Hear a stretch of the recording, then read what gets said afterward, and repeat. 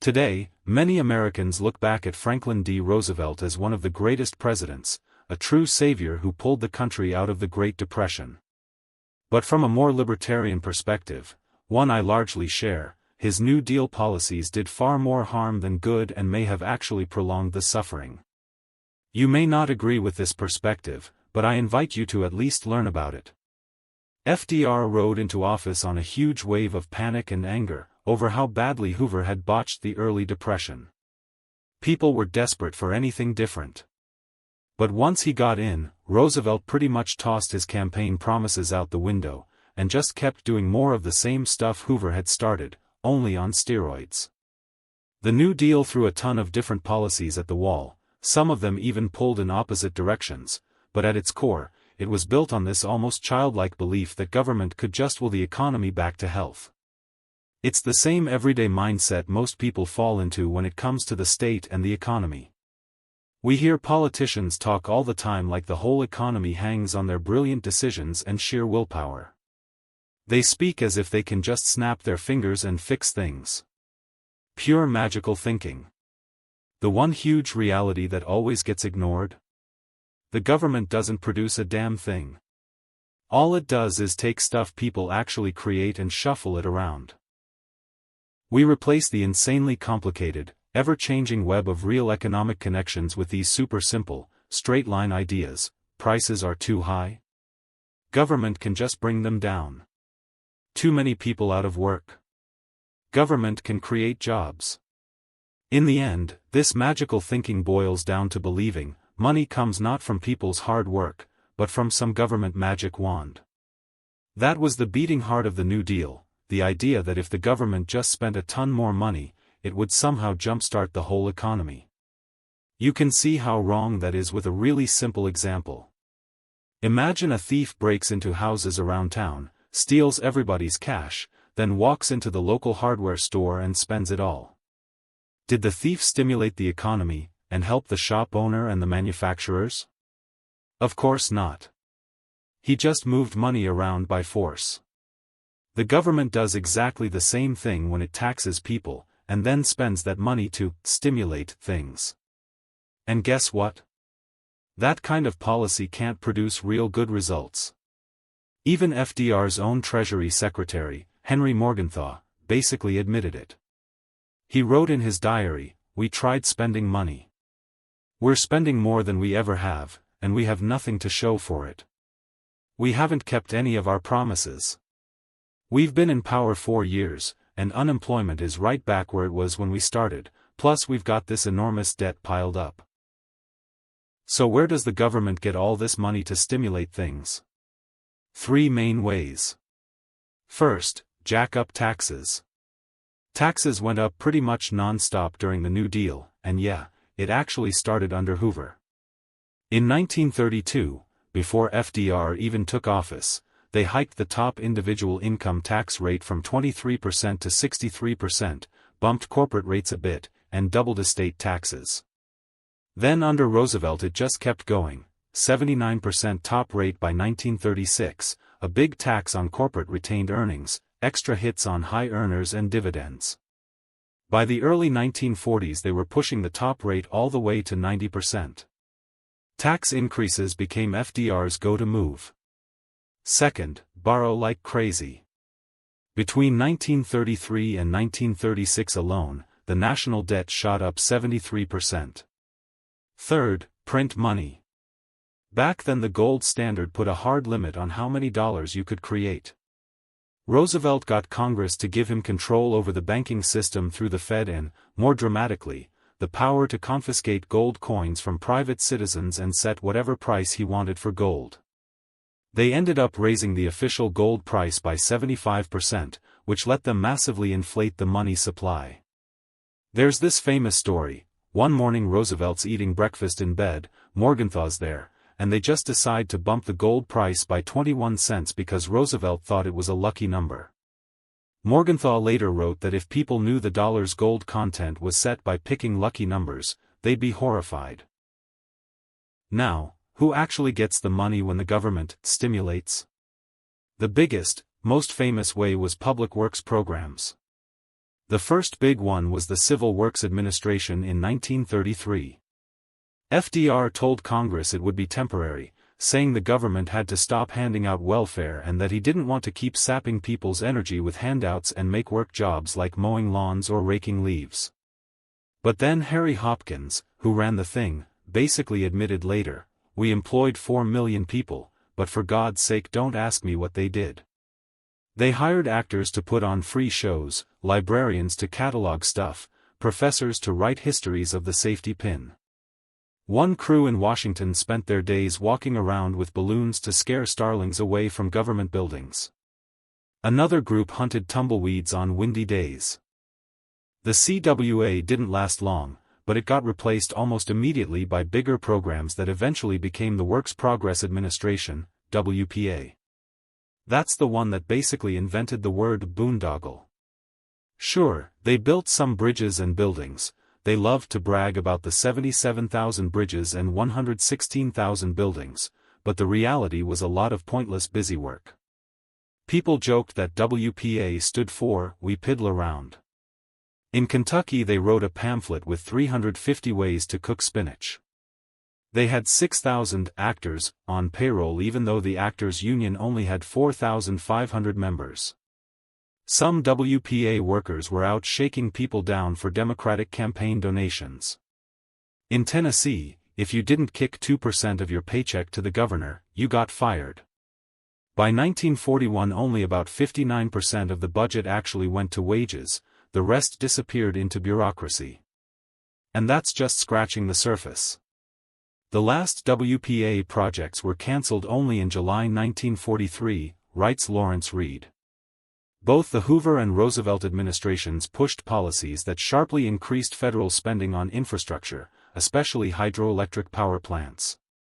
These programs didn't cause overall output to fall, but combined with other policies at the time, they also failed to shorten or ease the Great Depression in any meaningful way.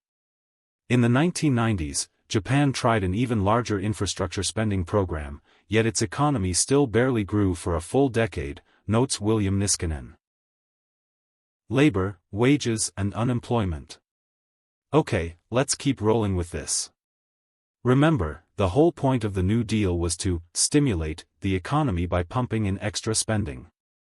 Beyond just redistributing money through the federal budget, the idea was to get regular folks, households, spending more directly.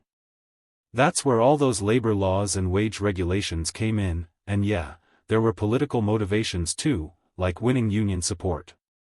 The unspoken assumption here was that workers would spend every extra dollar they got, while bosses were sitting on piles of cash they wouldn't hand over, unless the government twisted their arm.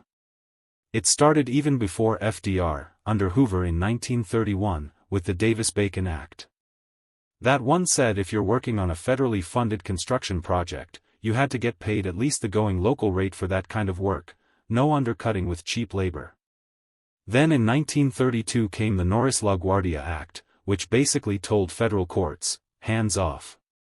They couldn't enforce those yellow dog contracts, where you had to promise not to join a union to get hired, and they couldn't slap injunctions on labor disputes unless there was actual violence involved. By 1935, FDR cranked it up with the Wagner Act, officially the National Labor Relations Act. This one gave workers the legal right to join unions, bargain collectively, and go on strike, and it set up the National Labor Relations Board to make sure employers played fair. Finally, in 1938, the Fair Labor Standards Act rolled out the first federal minimum wage, plus rules on overtime and child labor. All these moves jacked up the real cost of hiring people, especially in manufacturing and industry. Employers faced higher wages, stronger unions, and more rules, which made it tougher to bring workers on board. A lot of economists argue this stuff played a big role in keeping unemployment sky high throughout the Great Depression. Lawrence Reed puts it this way in his writing: in 1935, Roosevelt persuaded Congress to create Social Security, and in 1938, to enact the nation's first minimum wage. While the general public still credits him with these measures, many economists have a different view. The minimum wage law prices many of the inexperienced, the young, the unskilled and the disadvantaged out of the labor market. For example, the minimum wage provisions passed as part of another act in 1933 threw an estimated 500,000 blacks out of work. And modern research and estimates show that Social Security has become such a nightmare that it will either have to be privatized, or the already high taxes that keep it afloat will have to be escalated.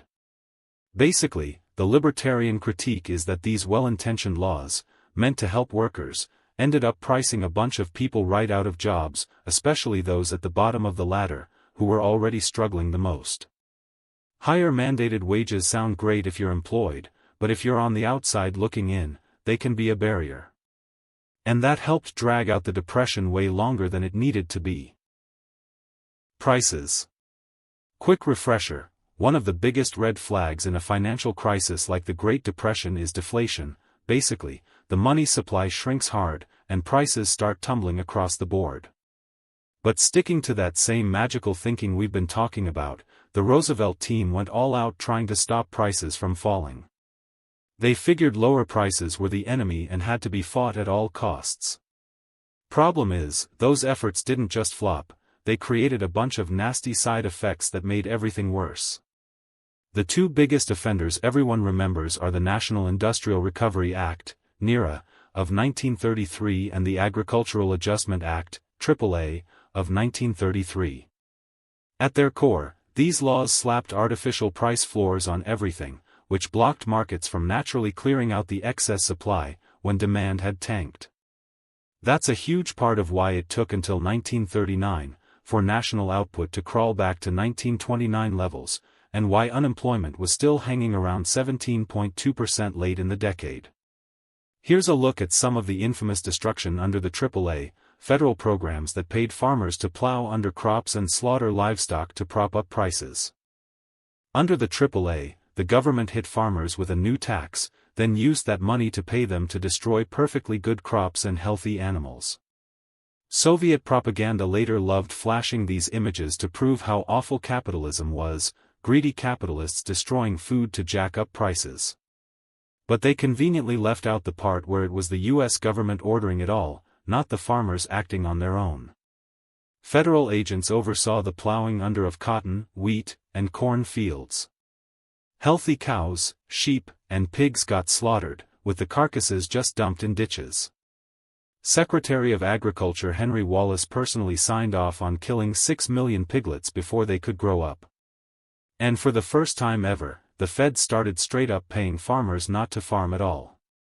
Sure, it might have helped some farmers by cutting supply and boosting prices, but it came at the expense of millions of regular people who had to pay more for food, or just eat less.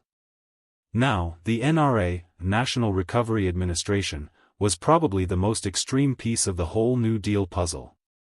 It built this enormous bureaucracy that basically forced most industries into government-approved cartels. They wrote these detailed codes dictating prices, wages, hours, sales terms, you name it. The whole setup made parts of the American economy start looking a lot like fascism, and get this, the NRA funded itself with taxes on the very businesses it was bossing around.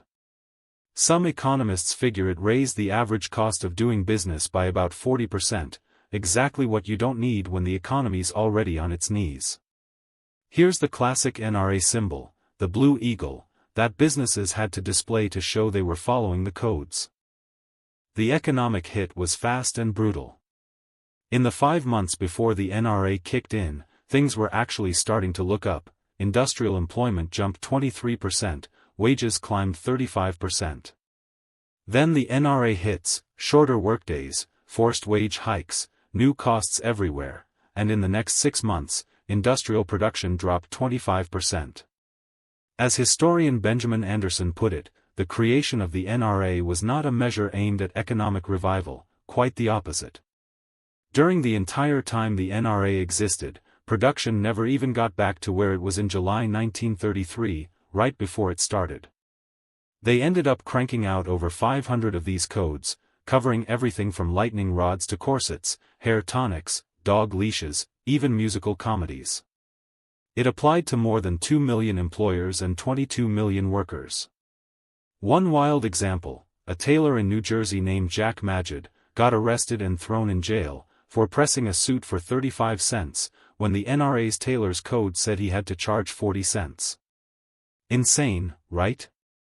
Price controls didn't stop there. In 1936, they passed a law banning chain stores from giving discounts on bulk buys. Then in 1937, manufacturers got the green light to set fixed retail prices on their brands, and stop chains from undercutting them. In 1938, FDR signed the Civil Aeronautics Act, which let the feds turn the airline industry into a nice little cartel. For the next 40 years, 0 new licenses went out for interregional airlines, so passengers were stuck paying sky-high fixed ticket prices.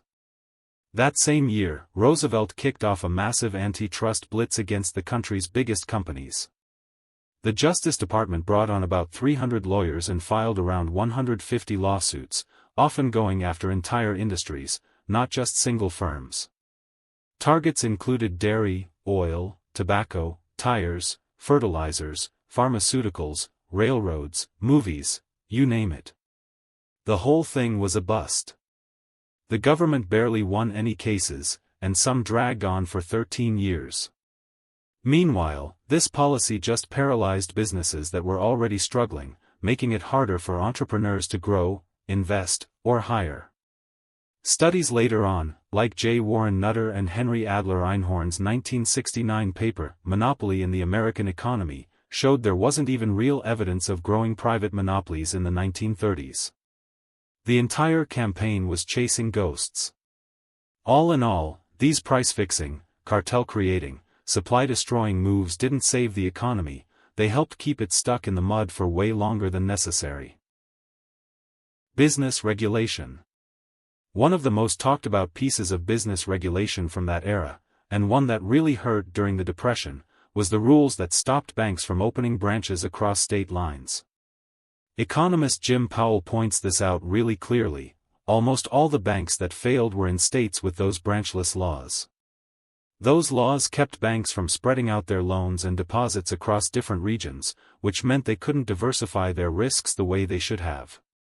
Compare that to Canada. Thousands of banks went under in the US because of these restrictions, but not a single one failed up in Canada, where banks were allowed to open branches wherever they wanted. Thomas E. Hall and J. David Ferguson sum up the bigger picture pretty well in their 1998 book The Great Depression. Anti-business tax laws inevitably had a negative impact on employment. Furthermore, as a result of constant changes in tax laws, in 1932, 34, 35, and 36, the business community developed a profound sense of uncertainty about the future. Since companies' decisions on additional capital investment depend heavily on their ability to plan for the future, increased uncertainty typically leads to reduced investment. Investments, as a proportion of output, were low. And honestly, that same vibe, constant tax tinkering creating fear and hesitation, feels way too familiar today, whether we're in a crisis or not. Then there were the new securities laws passed under the New Deal, which made it a lot harder for companies to raise money from investors, and that just made the job situation worse. The big one was the Securities Act of 1933, which forced anyone issuing stocks or bonds to file these super detailed financial statements and jump through a ton of hoops. Princeton economic historian Lester W. Chandler described what happened next. The regulations governing securities issuance were quite burdensome, especially in the early stages, until lawyers, financiers, and managers became accustomed to them, understood the procedures, and developed a methodology for dealing with them. Compliance with the new regulations was labor-intensive and costly. Furthermore, businessmen feared administrative and criminal penalties to which they might unknowingly incur.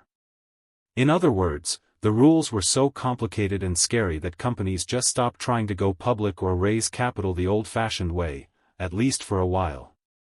The first real deep-dive study on the Securities and Exchange Commission, the SEC, created in 1934, came from George J. Stigler, who later won the Nobel Prize in Economics.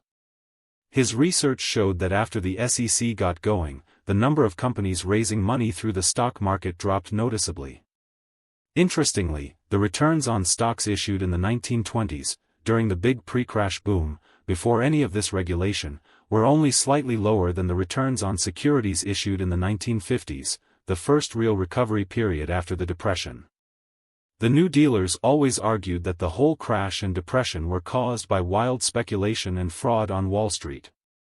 But if that were true, you'd expect stock returns from the unregulated 1920s to have been terrible, and then for the SEC to come in and make things safer and more profitable. The data didn't show that at all. Later work by economist Greg A. Jarrell, looking at industrial securities issued between 1926 and 1939, backed up Stigler's conclusions. Bottom line, all these new regulations, the branch banking bans, the constant tax flip-flopping, the heavy-handed securities rules, piled up and made life really tough for businesses. Entrepreneurs had a harder time getting the money they needed to expand, invest, or just keep the lights on. And when businesses can't raise capital, they sure as hell aren't hiring new people. It all added up to keeping the economy stuck in low gear for way longer than it had to be. Monetary policy leaps. Under Hoover, the Federal Reserve actually made things worse by hiking the discount rate multiple times, which tightened the money supply and deepened the Depression. Then Roosevelt stepped in and got the power to basically set the price of gold however he wanted, which let him inflate the money supply big time by devaluing the dollar against gold. But right after that, in 1935, FDR signed the Banking Act of 1935, sometimes called the Federal Reserve Banking Act, which centralized a ton of power in the hands of the Federal Reserve Board in Washington. It shifted control away from the regional reserve banks and toward the Central Board of Governors, making the whole system more top-down. Historian Alan H. Meltzer, in his massive history of the Federal Reserve, points out that the 7 chairmen who ran the Fed over the years were always dealing with conflicting data and advice. They weren't some all-knowing wizards, they were just fallible humans who made mistakes like anybody else. The problem was, when power got so concentrated at the national level, one bad call hurt the entire country, not just one region or city. Things really went off the rails in 1936 to 37. Just 5.5 months after this reinvented Fed structure kicked in, the leadership jacked up the required bank reserve ratios by 50%. Then on January 30, 1937, they hiked them again by another third, 33.3%. These moves sucked a bunch of money out of circulation, and most economists agree they were a major trigger for the 1937-38 recession, the third worst downturn since World War I. Real GDP dropped by about 18%, and industrial production plunged a brutal 32%. It was basically a self-inflicted wound on an economy that was just starting to recover. Resistance to state institutions. The traditional institutions of our liberal republic couldn't just sit back while Roosevelt experimented with all this stuff. A lot of it clashed hard with basic constitutional principles. In 1935 and 1936, the Supreme Court stepped up and struck down some of the worst offenders, like the AAA and the NRA, ruling them unconstitutional. Roosevelt fired back with one of the most controversial moves in American history, the so-called court packing plan. In early 1937, he proposed a bill that would let the president appoint an extra justice for every sitting justice over 70 who didn't retire. If it had passed, FDR could have added up to 6 new justices right away, since there were several older conservative ones blocking his agenda, bumping the court from 9 to potentially 15. The whole thing was framed as judicial reform to help with workload, but everybody knew it was about stacking the deck to get rulings that favored the New Deal. Congress killed the plan. It never made it through, but even the threat did damage. Businesses got spooked that a pro-Roosevelt court would start rubber-stamping all the stuff the old court had thrown out, so investment and confidence stayed frozen for months. Roosevelt's backup plan was the Wagner Act, the National Labor Relations Act of 1935, which pulled labor disputes out of the regular courts and handed them over to a brand new federal agency, the National Labor Relations Board, NLRB. The board acted as prosecutor, judge, and jury all rolled into one, and it was stacked with pro-union members who interpreted the law in ways that gave unions a ton of legal protections and immunities. Critics argue this basically shredded the principle of equality before the law, one of the core achievements of Western civilization.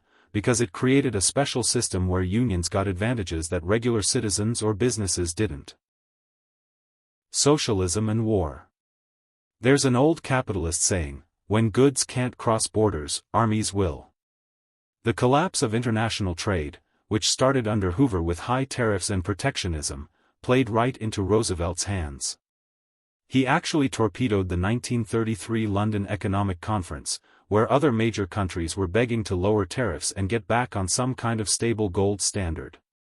FDR sent a famous bombshell message basically telling them to forget it. He wasn't interested in currency stabilization if it got in the way of his domestic recovery plans.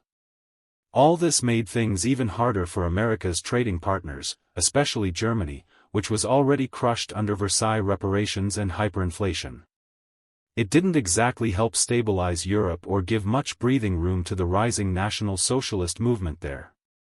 In the libertarian view, the New Deal was one of the indirect causes of World War II, by keeping trade barriers up, worsening global economic pain, and fueling nationalism everywhere. Ironically, the war itself finally killed off the New Deal as we knew it. Once fighting started, the government's focus shifted to war production, regulations eased up on business, and trade with allies exploded. Conclusions. Let's not forget, the late 1920s downturn wasn't anything special or unprecedented. Like every other recession, it started with credit expansion by the banking system. What turned it into the Great Depression, a global catastrophe, was government policy all the way through. And that credit expansion?